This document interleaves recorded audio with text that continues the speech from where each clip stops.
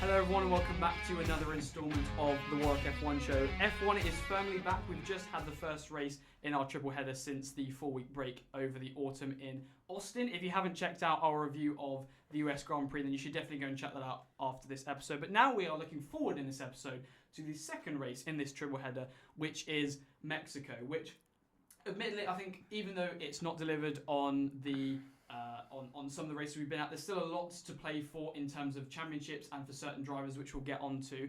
The first thing that I should actually mention first that I'm joined today by our Society President Katch and our Society Treasurer Chinmay. Thank you very much for joining me once again. The first thing we should mention, obviously, is that it is Sergio Perez's home race, and I think this is going to be a very, very significant one for him because mainly the fact, for me, I think that it's his last one because I think whatever he does in this race is not going to affect his chances at a seat next year. So nothing is confirmed yet. No, we can clarify this. Yeah, but I think we are all expecting him to not make it to the Mexican Grand Prix next year. Yeah, I mean, this is probably the second year in a row where there are rumours that he's going to announce a retirement of some sort, which I doubt will happen, and he's going to try and fight for his seat still, but obviously, yeah. But I think I'm really wanting to see him actually perform and get back to how we know he can be for this race for the home fans as well. And this is the perfect time. From his performances this season, we've only really seen Azerbaijan is the most recent one where he was, I think, very good in the performance, and then he was unlucky that he got that collision in the closing stages of the race with Carlos Sainz. And then we've had some couple more here and there, maybe earlier in the season. None really spring to mind, but there's nothing major. I think the issue was early in the season. Obviously, Red Bull had a car where Max won the first most of the first 7 races, so he should have been there. He wasn't. But as much as we don't predict him to do well, usually we do want a good Sergio Perez result at his home race. We want a good result for any driver at their home race because no matter how many times you do it, it's such a special moment. Oh no, absolutely, and I do think that we are aware if anyone's a regular viewer of this podcast that we do kind of we do joke around that obviously Perez hasn't had the best performances this season, but before the last couple of seasons I will admit that I was a very serious Sergio Perez fan. I think most people absolutely love the driver after his performance in 2020 Sakir, and it's been unfortunate to see that he has been getting on so poorly, and it's been so unfortunate for him, frustrating at Red Bull, absolutely. And I think I would really like to see him deliver something this race. I think is a podium a reasonable shout? I wouldn't say so. I think we've seen last weekend in Austin that Ferrari are here. They exist. They are pretty good. And McLaren obviously have, no matter what track, I think will still have a top 3 car. The Red Bull is good, but at the moment it's only been good at the hands of Max Verstappen. So I think because of how tight it is, I think a podium is unlikely. I would not complain if there was a podium, depending on the circumstance. But it would be nice. I think we'll get to the predictions later, but I can see him missing out on the top 5, but still a solid drive, a solid weekend is what we want. I actually can from my 3-point prediction, which we'll come on to a bit later on. But you mentioned the Ferraris, obviously had a great weekend last time out in Austin, and we're going to go a bit into where we are with the championship exactly after Austin and going into the second race of this triple header, as we mentioned. So I think the main point that we mentioned was it's less about between in the constructors, it's less about McLaren and Red Bull, but now it's about Red Bull and Ferrari. Do we think, because we mentioned this after Monza where it seemed like Ferrari were back, they had brought these great upgrades that were promising great times throughout the next few races, and it never really happened. Do we think, I'm a bit doubtful as to whether they can continue this run of form, because even though they have always been up there, I think this time in Austin was seriously peak Ferrari. It was unlike anything that I've seen from them in recent races where they completely controlled the race from start to finish. And I don't know, even though I do think that for Ferrari they are going to leap Red Bull, I do think that's a very serious prediction. That should be a very reasonable goal for them. I don't think that they're going to show the same performance that they did last time in Austin. I think it's really tricky to show that same performance. Austin, Like, it was so dominant. Ferrari did not mess up the strategy at all. It was a fairly simple strategy in hindsight. There wasn't much going on in the middle of the race, so there wasn't much opportunity for them to mess it up. But they have, as we mentioned, gained on Red Bull. They are 8 points behind them in the Constructors, which is quite impressive. I can easily see them leapfrogging Red Bull Yes. after this Mexico Grand Prix. Especially if there is a bit of chaos. Anything can happen, and they could easily leap. And both drivers are really consistent. So it is exciting at the top. It is also exciting in the midfield, because this is also a track where, again, can get a bit of unexpected results. We are back to a normal weekend format where the drivers and teams will have the 3 free practice sessions to set up their cars for qualifying and the race. So I think maybe the cars will be more predictable come Sunday, so there won't be as much unexpectedness in the pecking order. But And you mentioned the midfield as well. We should look to the battle that we have for 6th slightly between Williams, but mainly between RB and Haas, especially now that we know that Liam Lawson is here to stay for the rest of the season. And I think, it's going to be close. They can now, with how good we know the top 3 teams are, and we know that Mercedes will be up there, it's really important for them to salvage any remaining points that they can. And as you mentioned, a bit of chaos, that means that the lower teams can typically take advantage of the unexpectedness of the race, or maybe different strategies working out. And so this is obviously going to be a very important race for those 2 teams we should mention. And also as well, we turn to the Drivers' Championship now between Lando Norris and Charles Leclerc, which I would like to give another mention. We mentioned obviously Ferrari, wondering whether they could keep up their pace that they showed in Austin, even if it's just small signs of it. But now the conversation, I think, more, at least on our side, should go less from Verstappen and Norris and more to Norris and Leclerc, because for now, second place can be clarified. For second place, not for the first. Not for place. first. Verstappen's got that covered unless something seriously wrong happens. But yeah, so Leclerc is 22 points now behind Norris, so less than a race win. And I think McLaren are desperately needing to respond this weekend for their hopes in not so much the Constructors' Championship. I say they have a little bit more control over that. Obviously, it's still They up have a for buffer. debate. That's a good Yes. thing. They have a buffer, and it's not as tight as the second and third places. But in the drivers, they'll start to get a bit twitchy now, and this is where the prioritisation of Lando comes into full effect. They did that in the last race of Austin anyway. They told Oscar to kind of slow down once the incident had happened and everything. So they are using all the cards and all the tricks they have. But yeah, it is so tight, and I think it's unlikely that we'll see Charles overtake Lando in the championship this round. But there's 5 rounds left, and one of them is Vegas, which is chaotic. So we have no idea. Yeah, certainly I think we need to maybe get to the end of the triple head to see what kind of gap we're seeing between Leclerc and Norris. I think Norris should have that covered for at least the reasonable time being.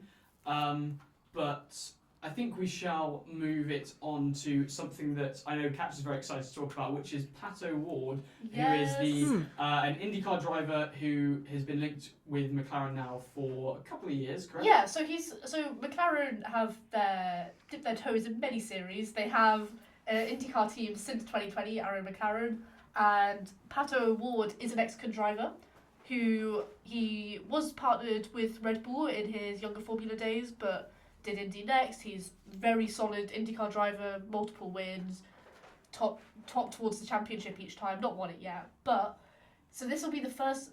IndyCar is an American racing series. They do not have a race in Mexico. He is going to be put in the car for FP1 in Mexico, the first time driving in front of his home fans. It is going to be so exciting, especially in a car like a McLaren that is so good. It's not like he's going to be driving around the circuit doing these time laps at the back of the grid. It'll be right towards the front, which is so exciting, and I'm so happy for him that he gets this opportunity again to show his standard. And for me, it brings in the debate of, should IndyCar drivers be considered more for F1 seats because they are up to the standard of F1 drivers, but it's for another day. I think we should also mention that it's quite a shame that the McLaren lineup, for him at least, the McLaren lineup is so good at the moment that he's not really getting a chance to showcase for an actual drive, I would say. And I think certainly he should be someone that is in consideration for future races, and which is obviously why he's going to be in FP1. I think what's also, it's such a minor factor, but I think it is mind games that obviously all the teams have to put young drivers in throughout the season. Most of the teams have left them towards the end, which McLaren have also done. But by putting Pato'O'Ward in now, it means that they'll have more track time for both Oscar and Lando later in the season in the clutch times. So that could prove vital for setup changes if teams like Red Bull and Ferrari have to put in their young drivers. They don't have as much. The main drivers don't have as much time to set up the car to their standard. Especially with the amount of sprints that we've still got left, which means there's going to be a reduced practice time for the drivers that are still here. Yeah, no, I had nothing more to add. I think it's definitely nice to see that we finally have the IndyCar drivers having a go at least in FP1. And yeah, I still find it fairly criminal the fact that the super license points is such a way that F2 still get more points than IndyCar. Where like IndyCar is probably the second. It's definitely the best series after F1. Yeah, yeah. There's no debate, but a debate for another day. For another day. Mexico Grand Prix we're talking about here.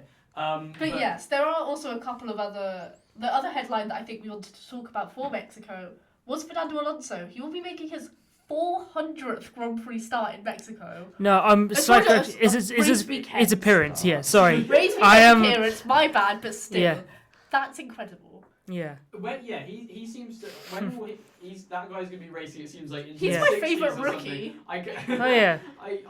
It's absolutely incredible that just especially when watching Drive to Survive, I think it really gives an appreciation with how much effort and how much work that every driver has to go in to just keep their F1 seat, let alone perform in the car. And I think it's just such a testament to how good Fernando Alonso has been and still is on a day-to-day basis. Obviously, I'm still glad that he's around the sport to see what Adrian Newey gets up to in 2025 and 2026, but I think absolutely amazing from him. And even though the performances haven't really been up to standard so far, I think that's probably more because of the Aston Martin car and the fact that it hasn't been able to stay competitive with the upgrades with the likes of some of the teams around them. Obviously, that they're going to finish, I think, in a quite lonely 5th place, which has kind of been the story of their season, really, I'd say.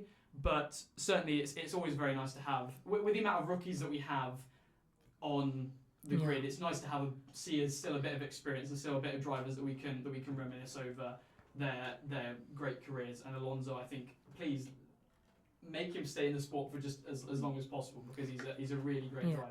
It is good to mention that he is the first driver to actually reach this milestone as well. You know, absolutely smashing the record. I think second place is Kimi Räikkönen. So with about 340 or something like that. But yeah, it is just the fact that, you know, he's been in F1 since 2001, longer than any of us have been alive. Longer than Lawson and Colapinto have been alive. Yes, it doesn't make you feel. Yeah, that is absolutely unbelievable. And, there was a time where I was not born, and he was racing in F1. And the fact that he did take 2 years out of the sport as well. Yes, and to come back and still perform, and still show 2019, some incredible performances. Absolutely. In 2019, 2020, when obviously he left McLaren after, let's just say, a less than ideal time. I think at that time he was perfectly valid to leave McLaren. But then a shame that when they started getting themselves together, he was out. But yeah, so that's certainly the things that we are looking forward to when it comes to the Mexican Grand Prix. But now all we have to do is our predictions, which we seem to be dreading them as the weeks go on.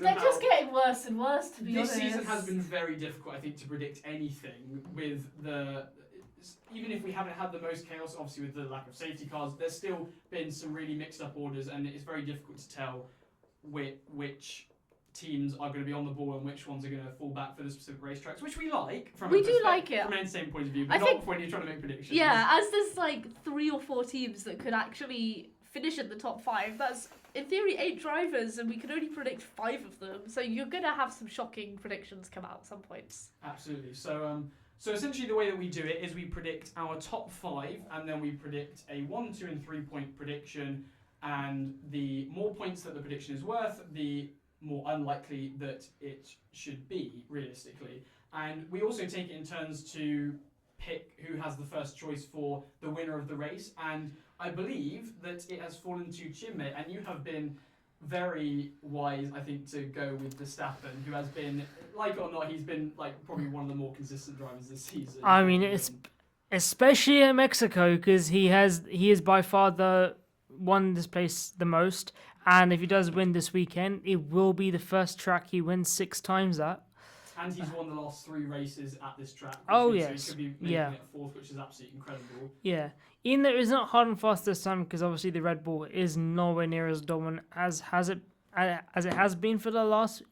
Probably this might actually be, in terms of Mexico, this might be the least dominant car he's had at this track. Because obviously, okay, of course, according to a race season, there are less dominant cars, but pretty much every single track time he's been in, he has kind of had the fastest car 2018, 19, 2021, where I think that was a time when he dive bombed both Mercedes drivers into the first corner, probably was the overtake of the season. And then obviously absolutely nothing happened after that. But yeah, I guess he was an easy pick for me for this one still. Absolutely. Do you want to run through the rest of your top 5? Yeah, might as well. I'll go for Charles Leclerc for second place because I feel like the Ferrari might be just marginally faster than the McLaren at this track. But I do expect McLaren to be faster, especially in like Brazil, maybe Brazil and definitely Qatar. I expect the McLaren to be quicker, especially because this track hasn't got as much medium speed corners. So yeah, but Norris third, Piastri fourth, and I think I'll just switch it up a bit just because of its home race. Perez fifth. I didn't even see that on there. That's the first time I've learned about that. That is a bold prediction. I mean, we said that we'd love to see him on the podium. I'd certainly love to see him get a decent result, and I think top 5 for him is certainly something to aim for, and at least be in the mix, as we've mentioned, with the McLarens and the Ferraris. Did you want to run through your 1, 2, and 3 point prediction as well? Might as well. Yeah. So my 1 pointer should hopefully be a pretty sort of one that the Mariachi theme makes his return. We love some creative predictions on this podcast. And that's certainly up the I mean, they did it last year, so and it's such a beautiful rendition of the theme. The themes. You predicted stuff about the it was the national anthem last weekend, yeah. I suppose, and now. But to be fair, I think Will Kingswood normally would predict it every single year, or something to do with the national anthem or something. So we're carrying through the spirit of him. Yeah. He is alive. He's just not here. Yeah. But yeah, so carrying through the legacy. The legacy. Yeah. That's it. That's the Yes. word I'm looking for. Yeah. My 2 pointer thought. I go for an Alpine finishing at least 9th place. Obviously, Alpine have barely scored points, but the thing is, though, I do think that Alpine might have a slight advantage considering how even though the Renault engine has a much bigger engine horsepower deficit. Mexico is the one track where they come right that the deficit reduces because, you're up in that 2000 altitude. They reduce. I can tell you're an engineer. I have So- no idea about any of this. I'm listening, and you can be saying complete rubbish, and I'll believe you. Yeah, and then my 3 pointer is I believe there is going to be a crash where at least two drivers will take each other out. But the caveat is they crash there and they can't go anywhere else. So We've made some clarifications about this. So I'm going to talk lot. about it as a similar incident to Imola 2021 with Bottas and Russell, where the cars have to stop and their cars cannot make their way back to the even pits. better, Barcelona 2016. Yes, indeed. Well, we could name many examples, I think, Yeah. of this. But happening, yeah, but so that's the 3 two points. drivers DNF on track, they can't limp back to the pits and retire, essentially. Yeah. But yeah, certainly that's some brilliant predictions from Chinmay. And then it was, as I was first last week, it's now Katch to pick. So what have you gone for? Because it was taken away from me last week, I have to predict Norris first. I have to have some sort of faith. Like, I even though it's not a particularly strong track for McLaren, and we didn't have a strong race in America. What we've learned is that Katch predicts more with her heart, and maybe Chinmay and I more with our heads. But I don't know what. So that sometimes works out. You've got to have some faith sometimes, and I don't think it's unreasonable. It's not like I'm predicting Sergio Perez to win the race. No, but then that wouldn't be from your heart either. So I don't think that's. Okay, we'll stop there. But I've got Norris first, Verstappen second, because I think the Red Bull is strong. He will have a good weekend, but I think he'll miss out by a little bit. Sainz in third as the only Ferrari I've put in the top 5. I don't know, I have a feeling that he will do well for some reason. I just think Charles Leclerc's had a great weekend. Something will go slightly wrong in qualifying. That's what I'm expecting to happen. Piastri in 4th and Russell in 5th. So let's see none of these 5 drivers finishing anywhere near that as we predicted them. Let's see how it turns around when we do the review next week. But and if you wanted to go through your 1, 2 and 3 point prediction as well. My 1 point prediction is Colapinto speaks Spanish after the race. Which we saw in an interesting interview. So it could be in the interviews. I feel like it's probably media pen, but I think it's an easy 1 point. We'll see if we can see it on Instagram or F1 or anything like that after the race. We will. My 2 point prediction is about my man Pato'O'Ward. He's gonna, when he does FP1 in the final results standing, he finishes above his McLaren teammate. So at this point, I don't believe it's said whether he's going to be stepping into Oscar's car or Lando's car. But whoever it is, he will finish higher up in the standings in that FP1 than the McLaren teammate. And my 3 point prediction is during qualifying, there are 2 red flags.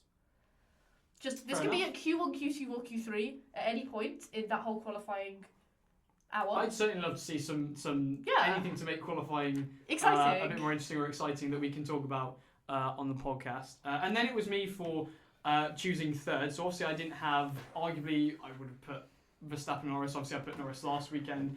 Didn't work out, but we won't mention that. So I'm going to go, I thought I'd go with a Ferrari. I don't know why. I can maybe see a Ferrari doing well again. I thought I'd go with Sainz. There's been a lot of times this season where I've had faith in Sainz and it's not seemed to work out. But we'll try it again and see what happens. I'm gonna go with Verstappen 2nd.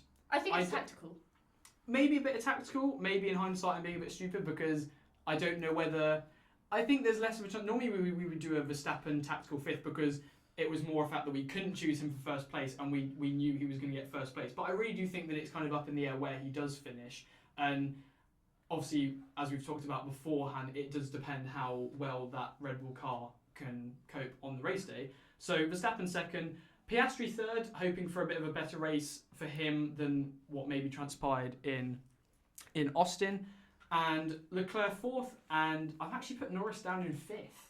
So you've put no Mercedes in the top 5?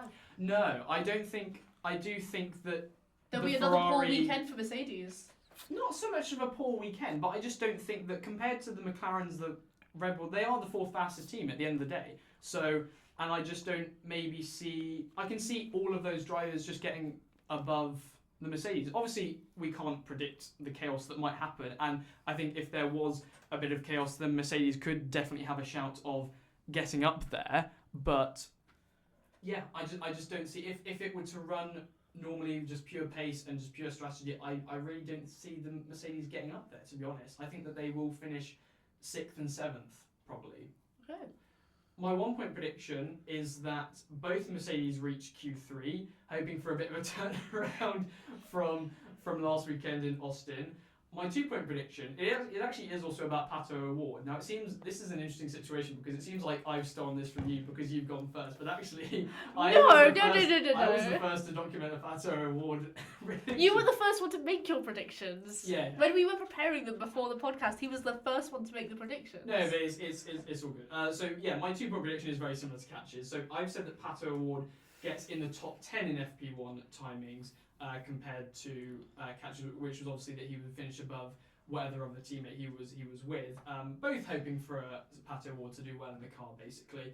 And then my 3 point prediction is, right, I need to explain this a bit. Perez DNFs. Great.